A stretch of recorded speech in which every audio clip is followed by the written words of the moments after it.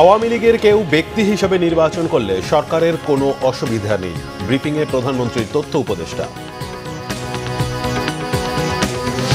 Supreme কোর্টের জন্য আলাদা সচিবালয় প্রতিষ্ঠা সংক্রান্ত হাইকোর্টের রায় আপিল বিভাগে স্থগিত, পরবর্তী শুনানি 16 জুন। বিরোধী দলীয় নেতার সঙ্গে মার্কিন রাষ্ট্রদূতের বৈঠক, পারস্পরিক শ্রদ্ধার ভিত্তিতে সম্পর্ক জোরদারের আশা। দেখছিলেন ক্রাউন সিমেন্ট সংবাদ শিরোনাম, এবার বিস্তারিত।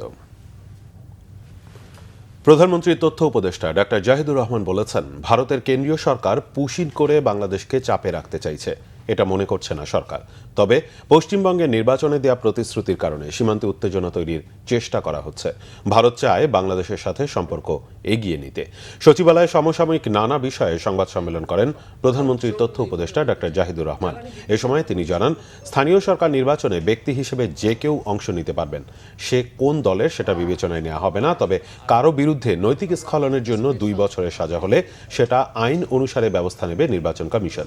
তথ্য উপদেষ্টা জানান, দেশের সব উপজেলার হাসপাতালগুলোকে 101 শয্যায় উন্নীত করার পরিকল্পনা গ্রহণ করেছে সরকার।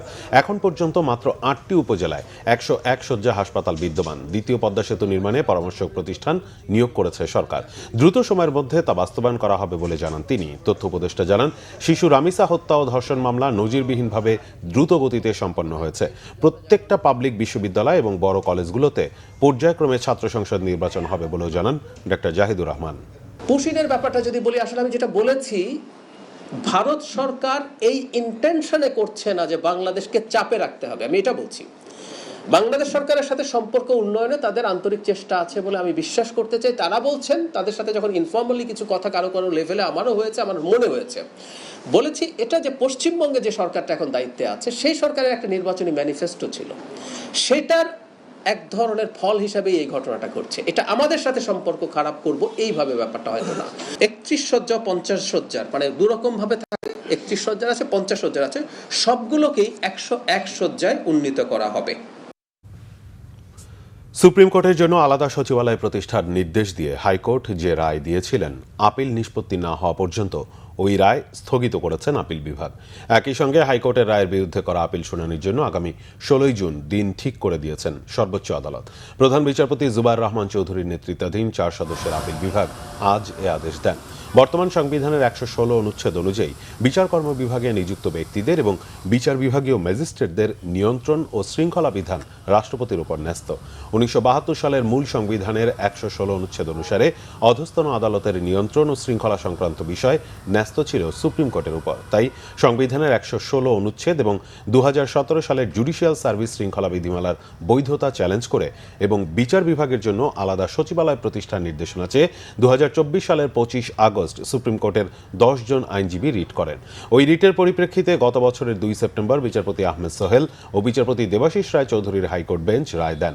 রায়ে নিম্ন আদালতের নিয়ন্ত্রণ ও শৃঙ্খলা সংক্রান্ত 1972 সালের সংবিধানের 116 অনুচ্ছেদ পুনর্বহাল করেন হাইকোর্ট। একই সঙ্গে বিচার বিভাগের জন্য আলাদা সচিবালয় গঠনেরও নির্দেশ দেন। চলতি বছরের 21 মে হাইকোর্টের রায়ের বিরুদ্ধে আপিল করে রাষ্ট্রপক্ষ।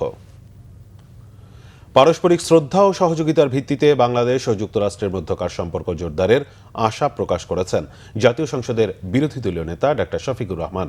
সকাল 11:30টায় জাতীয় সংসদ ভবনে বিরোধী দলীয় নেতার কার্যালয়ে বিরোধী দলীয় নেতা এবং বাংলাদেশ জামাত ইসলামের আমির ডাক্তার শফিকুর রহমানের সঙ্গে সাক্ষাৎ করেন বাংলাদেশে নিযুক্ত যুক্তরাষ্ট্রের রাষ্ট্রদূত ব্রেন্ট টি ক্রিস্টেনসন।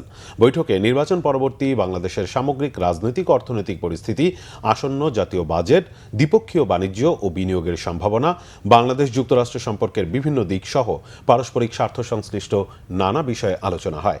এছাড়াও বাংলাদেশের গণতান্ত্রিক প্রতিষ্ঠানসমূহের বিকাশ, সুশাসন, অর্থনৈতিক সহযোগিতা এবং আঞ্চলিক ও আন্তর্জাতিক বিভিন্ন সমসাময়িক বিষয় নিয়েও আলোচনা হয় বৈঠকে। পারস্পরিক শ্রদ্ধা, সহযোগিতা ও বোঝাপড়ার ভিত্তিতে বিদ্যমান সম্পর্ক আরও জোরদার করার প্রত্যাশা ব্যক্ত করা হয় বৈঠকে। চলতি অর্থবছরের ১২তম এবং বিএনপি সরকারের চতুর্থ জাতীয় অর্থনৈতিক পরিষদের নির্বাহী কমিটির একনেক বৈঠক অনুষ্ঠিত হয়েছে। মঙ্গলবার সকাল ১০টা থেকে সচিবালয়ের মন্ত্রিপরিষদ বিভাগে শুরু হওয়া এ সভায় সভাপতিত্ব করেন প্রধানমন্ত্রী ও একনেক চেয়ারম্যান তারেক রহমান। সভায় নতুন ও সংশোধিত মিলিয়ে ১২টি প্রকল্প অনুমোদনের জন্য উপস্থাপন করা হয়। এসব প্রকল্পে সম্ভাব্য ব্যয় ধরা হয়েছে ৮,১০৬ কোটি টাকা। অবকাঠামো, পানি সম্পদ, স্বাস্থ্য, তথ্য প্রযুক্তি, স্থানীয় সরকার, বিদ্যুৎ, জ্বালানি ও সামাজিক নিরাপত্তা খাতকে গুরুত্ব দেওয়া হয়েছে। সভায় প্রায় ৪,০০০ কোটি টাকা ব্যয়ে চট্টগ্রামের আনোয়ারায় ৮০০ একর জমিতে চীনা অর্থনৈতিক অঞ্চল স্থাপন প্রকল্প অনুমোদন পেতে পারে বলে জানা গেছে। এছাড়া আনোয়ারা, বাঁশখালী, চকরিয়া আঞ্চলিক মহাসড়ক উন্নয়ন, সমন্বিত উপজেলা ভূমি কমপ্লেক্স নির্মাণ এবং বাংলাদেশ শিশু হাসপাতাল সম্প্রসারণ সহ আরও কয়েকটি বড় প্রকল্প অনুমোদনের জন্য একনেক সভায় উপস্থাপন করা হয়। ব্যবসার পরিবেশ ঠিক না করে বিনিয়োগ বাড়ানোর আশাকে অমূলক বলছেন অর্থনীতিবিদরা। বাজেটে খাতোয়ারি বিন্যাস বিনিয়োগের পথ সুগম করবে বলে অভিমত জানিয়ে দেশি বিদেশি বিনিয়োগ বাড়াতে রাজনৈতিক স্থিতিশীলতার তাগিদ অর্থনীতিবিদদের। রিপোর্ট মামুন আবদুল্লাহ। জ্বালানি সংকট এবং দুর্বল ব্যাংকিং খাত নিয়ে এমনিতেই দেশের অর্থনৈতিক অবস্থা টালমাটাল। এরই মধ্যে চোখ রাঙাচ্ছে মূল্যস্ফীতির হার। বাংলাদেশ পরিসংখ্যান ব্যুরোর তথ্য বলছে, মে মাসে মূল্যস্ফীতি বেড়ে দাঁড়িয়েছে ৯.৪২%, যা গেল ১৬ মাসের মধ্যে সর্বোচ্চ। নানা অসন্তোষের মধ্যেই পেশ হতে যাচ্ছে প্রায় ৯,৩৮,০০০ কোটি টাকার ৫৬তম বাজেট, যেখানে মূল্যস্ফীতি লক্ষ্যমাত্রা ৭.৫%। এ বাস্তবতায় বিনিয়োগ ও কর্মসংস্থান বাড়াতে উৎপাদনশীল খাতে সুদের হার নির্দিষ্ট করে দেওয়ার তাগিদ অর্থনীতিবিদদের। ব্যক্তি খাতের বিনিয়োগ এখন যেহেতু সর্বনিম্ন পর্যায়ে আছে, এখান থেকে ঘুরে দাঁড়াতে হলে সরকারকে প্রধান যে তিনটি জায়গায় দেখতে হবে, তার মধ্যে একটি হলো জ্বালানি নিরাপত্তা, দুই হলো যে ব্যবসা তৈরি করার ক্ষেত্রে যে অবকাঠামোগুলো আছে সেই অন্যান্য অবকাঠামোগুলো দেওয়া, লজিস্টিক্স, পোর্ট, রাস্তাঘাট এইটা, আর তিন হলো আইন শৃঙ্খলা পরিস্থিতি সহ সার্বিকভাবে আমাদের যেই স্থিতিশীলতা আছে সেইটাকে আনা। বাংলাদেশে উচ্চ মূল্যস্ফীতি বিরাজমান। উচ্চ মূল্যস্ফীতি থাকলে বিনিয়োগকারীদের উৎপাদন খরচ বেড়ে যায়, কাঁচামাল ক্রয় বেড়ে যায়, সুতরাং তারা কম্পিটিশন মার্কেটে পরে টিকে থাকতে পারে না। একটা বিনিয়োগকারী দেখতে চাই ১০ বছরের ভিতরে আমদানি বিষয়ক যে কাঠামো রয়েছে সেটা পরিবর্তন না হয় এবং ১০ বছরের ভিতরে যেন আপনার স্থিতিশীলতা থেকে অস্থিতিশীলতা না যায়। দেশি বিদেশি বিনিয়োগকারীদের বিনিয়োগ থেকে মুখ ফেরানোর জন্য নীতি সহায়তা ও এর বাস্তবায়নকেই দুষছেন অর্থনীতিবিদরা। বলছেন, খরচ বেড়েছে ব্যবসা পরিচালনে, যেখানে খরচ বাড়লে নতুন বিনিয়োগের আশায় গুড়ে বালি, কর্মসংস্থানের অবস্থা হবে আরও খারাপ। আপনার দেশি উদ্যোক্তাদের জন্য হোক এবং বিদেশি উদ্যোক্তাদের জন্য হোক, সবার জন্য যদি বিনিয়োগ বান্ধব পরিবেশ এই মুহূর্তে যদি আমি সৃষ্টি করতে চাই, আমার ফরেন এক্সচেঞ্জ রিজার্ভ ম্যানেজমেন্ট আমাকে ঠিক রাখতে হবে। তৃতীয় নম্বর কথা হলো যে আমার প্রশাসনিক সংস্কার করতে হবে, যেখানে আমলাতান্ত্রিক জটিলতা রয়েছে। সার্বিকভাবে অর্থনৈতিক সংস্কার, এটা আমার ব্যাংক খাত থেকে শুরু করে কর ব্যবস্থা থেকে পর্যন্ত সব জায়গাতেই কিন্তু এই সংস্কার কার্যক্রমগুলো আগাচ্ছে কিনা সেইটাও বিনিয়োগের কনফিডেন্স তৈরি করবে। বিদেশি বিনিয়োগ বাড়াতে হলে সবার আগে লাল ফিতার দৌরাত্ম্য কমানোর তাগিদ অর্থনীতিবিদদের। অর্থনীতির চাকা সচল রাখতে এবার প্রস্তাবিত নতুন বাজেটে বিনিয়োগ বাড়ানোর উপর বেশ গুরুত্ব দেওয়া হয়েছে। কর কাঠামো সহজ করা এবং ব্যবসার ব্যয় কমানোর মতো পদক্ষেপ নতুন কর্মসংস্থান ও উৎপাদনে কতটা ভূমিকা রাখতে পারে সেদিকে নজর রাখছে বিনিয়োগকারী এবং অর্থনীতিবিদরা। মামুন আবদুল্লাহ, বাংলা ভিশন, ঢাকা। রাজধানীর মৌচাকে আনারকলি মার্কেটের সামনে স্বেচ্ছাসেবক দল নেতা বিল্লাল হোসেন তালুকদার হত্যার ঘটনায় ২ জনকে গ্রেফতার করা হয়েছে। আটককৃতরা হচ্ছেন ১৯ নম্বর ওয়ার্ডের যুব দলের আহ্বায়ক আলামিন ও যুবদল কর্মী রিয়াজুল ইসলাম। রমনা থানা স্বেচ্ছাসেবক দলের আহ্বায়ক হত্যাকাণ্ডের ঘটনায় রমনা থানায় মামলা প্রক্রিয়াধীন বলে জানিয়েছেন রমনা জোনের ডিসি শেখ জাহিদুল ইসলাম। নিহতের স্ত্রী মামলা করেন।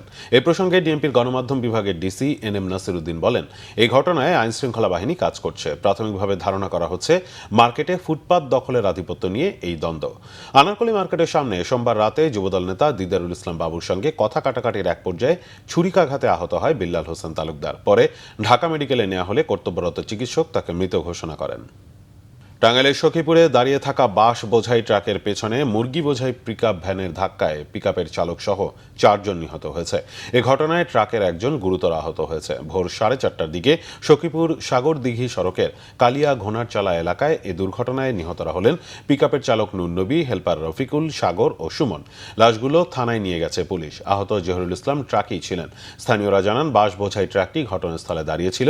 এ সময় ঢাকাগামী মুরগি বোঝাই পিকআপ ভ্যানটি সেখানে দাঁড়িয়ে থাকা ট্রাকের পেছনে ধাক্কা দেয়। এতে ঘটনাস্থলে পিকআপের 4 জন নিহত এবং আরেকজন আহত হন। নোয়াখালীর হাতিয়ায় ভয়াবহ নদী ভাঙনে দিশেহারা হাজারো মানুষ। একের পর এক ভাঙনে বিলীন হচ্ছে বিস্তীর্ণ এলাকার বসতভিটা, বাজার ও শিক্ষা প্রতিষ্ঠান। সহায় সম্বল হারিয়ে মানবেতর জীবনযাপন করছেন নদীপাড়ের বাসিন্দারা। নোয়াখালী প্রতিনিধি মোহাম্মদ হাসানের তথ্য ছবিতে বিস্তারিত। এক সময় জনবসতির প্রাণচঞ্চল এলাকা ছিল হাতিয়ার চানন্দি ইউনিয়ন, কিন্তু সময়ের ব্যবধানে সেই জনপদের বড় একটি অংশই এখন নদীগর্ভে বিলীন। ভাঙনের থাবায় নিশ্চিহ্ন হয়ে গেছে বসতভিটা, বাজার ও শিক্ষা প্রতিষ্ঠান। প্রায় বর্ষার আগে 2 কিলো ভাঙে গেছে। এ পর্যন্ত আমাদের প্রায় 20,000 ফ্যামিলি ধ্বংস হয়ে গেছে। যদি এই বর্ষার ভিতরে যদি নদী ভাঙা যদি না হয়, তাহলে আমাদের আরও অনেক ক্ষয়ক্ষতি হয়ে যাবে। আমাদের কোনো ঢাল কুল এবং কিছু না, 7-8 ভাঙা দেওয়ার পরে কি করলাম, প্রকল্প আশ্রয় নিলাম। নেওয়ার পরে এখন যদি এইটাও ভেঙে যায়, আমরা কোথায় যাই দাঁড়াবো? যেরকম করে ভাঙতে আছে এরকম করে বাংলা না, প্রকল্প টিকতে পারবো না। চরমুজিব বাজার থেকে থানারহাট, আলামিন বাজার ও ভূমিহীন বাজার এলাকায় ভয়াবহ নদী ভাঙনে প্রায় 20 কিলোমিটার এলাকা নদীগর্ভে। ভিটেমাটি হারিয়ে 25 থেকে 30 হাজার পরিবার ভূমিহীন, অসহায়।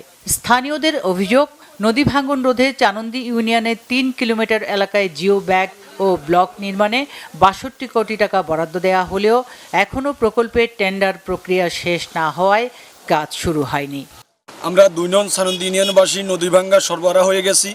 এখান থেকে নিম্নে এ বর্ষার মৌসুম আসতে আসতে 1300 পরিবার বিচ্ছিন্ন হয়ে অন্য জায়গায় চলে গেছে। জনাব তারেক রহমানের কাছে আকুল আবেদন, আমাদের যে ইমার্জেন্সি আমাদের এই নদী শাসনের কাজটা করে। ভাঙন রোধে বছরের পর বছর মানববন্ধন, সভা সমাবেশ ও প্রতিবাদ কর্মসূচি পালন করলেও দৃশ্যমান কোনো পদক্ষেপ এখনো বাস্তবায়িত হয়নি। আমার ওয়ার্ডের 12 ওয়ানে ভেঙে গেছে। সরকার হস্তক্ষেপ করে আমাদের এই 20,000 ফ্যামিলিকে যেন বাঁচায়, এটা হলো আমার সরকারের কাছে আমার জোর দাবি। নদী ভাঙন রোধে বিশ্ব ব্যাংকের অর্থায়নে 6 কিলোমিটার প্রতিরক্ষা বাঁধের কাজের অনুমোদন হয়েছে বলে জানিয়েছে নোয়াখালী পানি উন্নয়ন বোর্ড। এটি ওয়ার্ল্ড ব্যাংক কর্তৃক অনুমোদিত হয়েছে। ইতিমধ্যে থানারহাট বাজার থেকে 3 কিলোমিটার দরপত্র আহ্বান করে গ্রহণ করা হয়েছে। এটির মূল্যায়ন চলমান। এটি মূল্যায়ন শেষে ওয়ার্ক অর্ডার হলে আমরা কাজ বাস্তবায়ন করতে পারবো। নদী ভাঙন থেকে চানন্দি ইউনিয়ন রক্ষায় দ্রুত কার্যকর পদক্ষেপের দাবি এলাকাবাসীর। Banglavision news desk. আগামী 2 সপ্তাহের মধ্যেই ইরানের বিরুদ্ধে চূড়ান্ত বিজয় ঘোষণা করার আগাম বার্তা দিয়েছেন মার্কিন প্রেসিডেন্ট ডোনাল্ড ট্রাম্প। একটি ভালো চুক্তি করতে ইরান পরমাণু অস্ত্র তৈরি বন্ধ করা সহ সব শর্তে রাজি বলেও দাবি করেছেন। তবে যুক্তরাষ্ট্র সমঝোতা বা আলোচনায় আগ্রহী নয় বলে অভিযোগ করেছেন ইরানের পার্লামেন্টের স্পিকার বাগের গালিবাফ। গেল সোমবার যুদ্ধবিরতি ভেঙে ইরান ইসরায়েলের পাল্টাপাল্টি হামলার পরও সমঝোতা স্মারক নিয়ে তেহরানের সাথে আলোচনা চলছে বলে দাবি করেন ডোনাল্ড ট্রাম্প। আগামী 2-3 দিনের মধ্যে খসড়া সিদ্ধান্ত আসতে পারে বলেও জানিয়েছেন। ইরান ও যুক্তরাষ্ট্রের শান্তি আলোচনার মূল লক্ষ্য প্রায় অর্জন হওয়ার পথে বলে জানিয়েছেন পাকিস্তানের প্রধানমন্ত্রী শাহবাজ শরীফ। নতুন করে কোনো সংঘাত ঠেকাতে 2 পক্ষকেই সংযত থাকার আহ্বানও জানিয়েছেন। তবে সমঝোতা চুক্তি বা আলোচনা কোনো বিষয়েই যুক্তরাষ্ট্রের প্রতি কোনো ভরসা নেই বলে সাফ জানিয়েছেন ইরানের পার্লামেন্টের স্পিকার বাগের গালিবাফ। যুদ্ধবিরতির ঘোষণা দিয়ে ইরানের নৌবন্দরের উপর অবরোধ দিয়ে যুক্তরাষ্ট্র যুদ্ধবিরতি লঙ্ঘন করেছেন বলে অভিযোগ তোলেন গালিবাফ।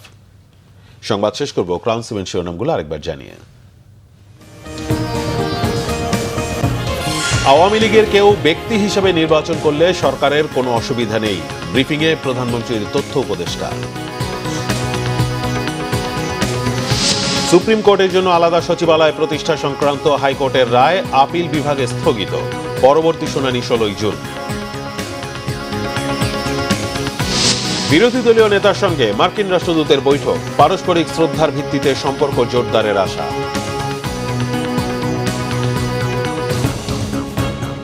এই ছিল এখনকার মতো। পরের সংবাদ বিকেল 4টায়, এর আগে 3টা রয়েছে নিউজ টপ 10 দেখার আমন্ত্রণ রইল। এছাড়া বাংলাদেশের সংবাদ ও সংবাদ সংশ্লিষ্ট অনুষ্ঠান দেখতে ভিজিট করুন www.bvnews24.com ও facebook.com/banglavishnnews এবং সাবস্ক্রাইব করুন youtube.com/banglavishnnews। ধন্যবাদ।